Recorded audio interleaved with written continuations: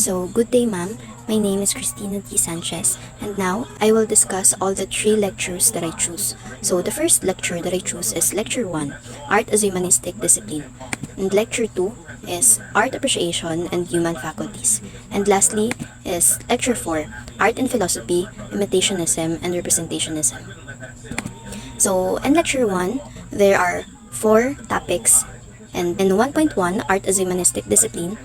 So, as you can read in the first box, you will see the scientist becomes a learned man, and the other side naman is the humanist becomes a wise man.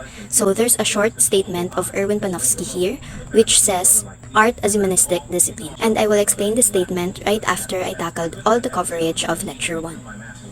So, on the second naman is the humanist and Western civilization. So, there are 4 civilizations. These are Divinitas, Humanitas, and Barbaritas. And Divinitas, gods in the state of perfection in heaven. And Humanitas naman is people in the state of culture and civilized. And lastly is Barbaritas, savages in the state of nature for survival. In 1.3, the humanities and the Filipino personhood. So there are 2 capital words here, which is katauhan and pagkatao. And under the katauhan, you will see the born as a human being, act of being human, or personality. While on the other side naman is cultural, becoming a human being, process of becoming human personhood. So this explains that in katauhan, we already have our personality once we are born here in the world. While on the other hand is pagkatao, this is the influence by the environment or society nowadays. So, there's also a short statement here which says, madaling maging tao, mahirap magpakatao. So that sometimes hindi natin nakokontrol yung emotions natin at some ways.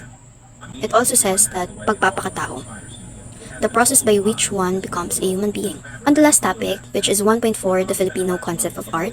So, you will see here some of the artworks of Filipino. First is Sari Manok, second is Banig, third is Vinta, and lastly is Tinalak. So, our concept as a Filipino is colorful is beautiful. So, in terms of artwork, we want it to be colorful so that we can see it as beautiful. Going to the lecture 2, which is art appreciation and human faculties. There are 3 topics.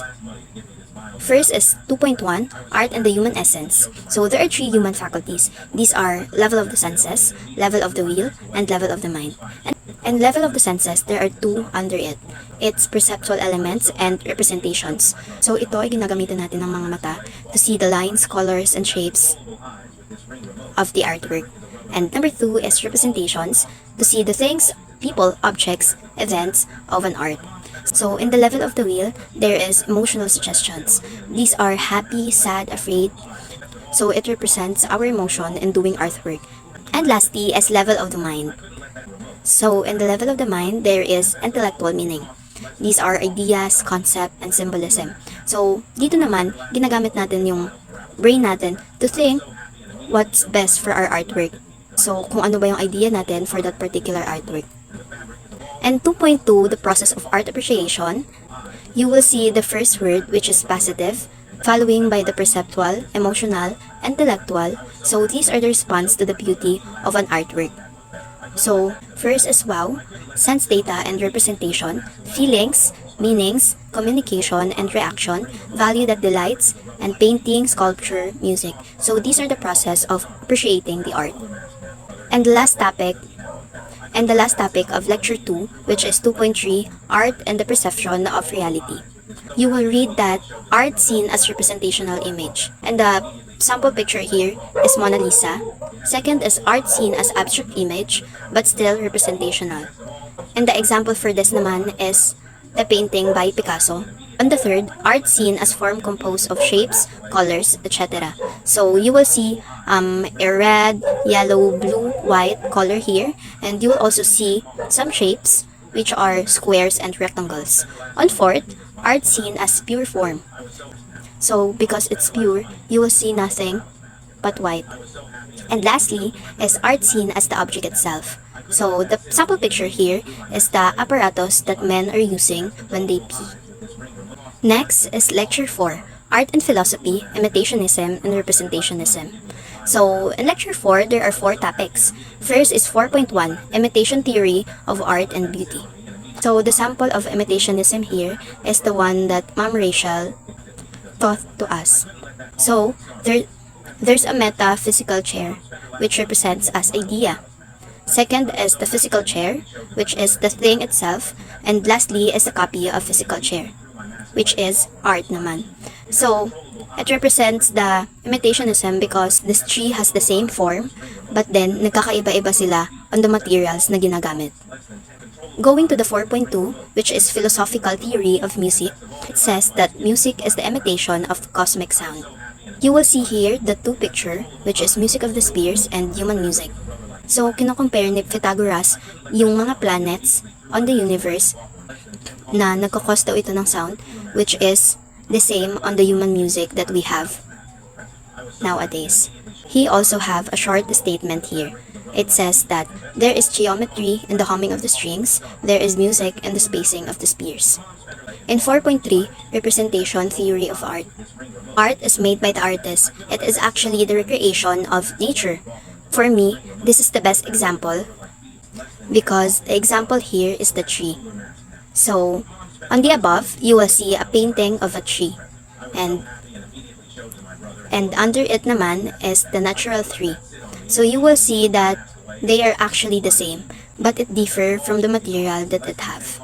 The last topic naman in lecture 4 is 4.4 romantic realism in Philippine art. The example that I put here is the painting of Fernando Amorsolo, which is planting rice. So, it shows only aspect of beauty. You will see here na nag-harvest sila ng kanilang tanim and they have a happy faces because may naaani sila at this moment.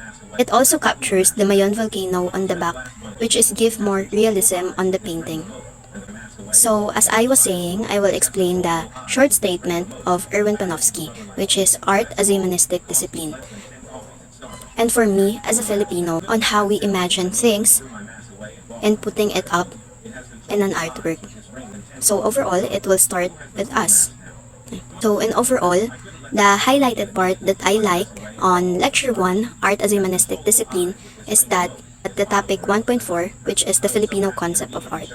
Because it represents our creativity and I'm proud of being Filipino. While on the lecture 2, I believe the highlighted part in this lecture is that by simply using our senses, we can actually create an artwork.